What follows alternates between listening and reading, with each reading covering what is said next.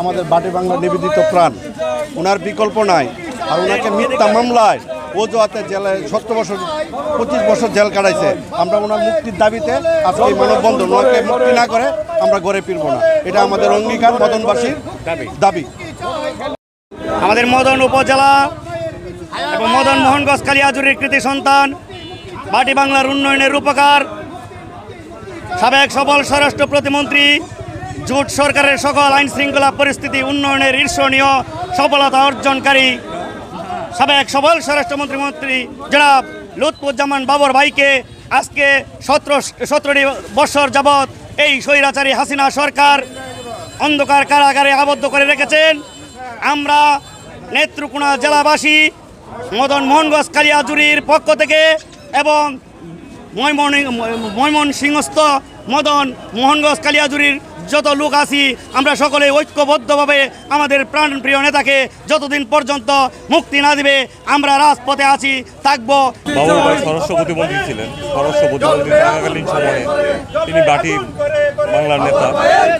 অসংখ্য পরিবার তার দ্বারা উপকৃত। উনি বাটি অঞ্চলের সকল মানুষের সুখে পাশে রেখেছেন। তো আমি চাই অবিলম্বে বাবর ভাইয়ের মুক্তি। এই লুৎফুজ্জামান বাবরকে বাটি বাংলার রাখাল ছেলেকে অবৈধ মিথ্যা মামলা দিয়ে তাকে 16 বছর 17 বছর আটকায় রাখছে। বড় ভাই একটু দাঁড়া, 2 মিনিট আসতেছি।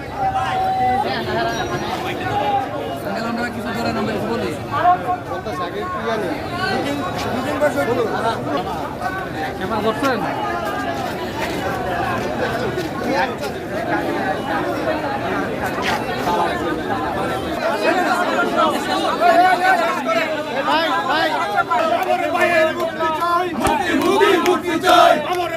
কিছু হলে চলবে আগুন করে করে, চলবে আগুন করে করে, মুক্তি চাই, মুক্তি মুক্তি মুক্তি চাই।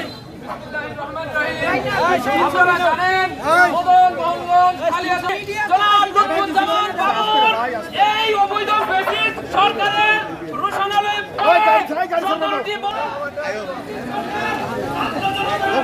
এক লাইন তো যাবো দেখতে যান না, লঙ্গি পরে আবার এই যে আসুন না গ্যাস যেমন আছে না।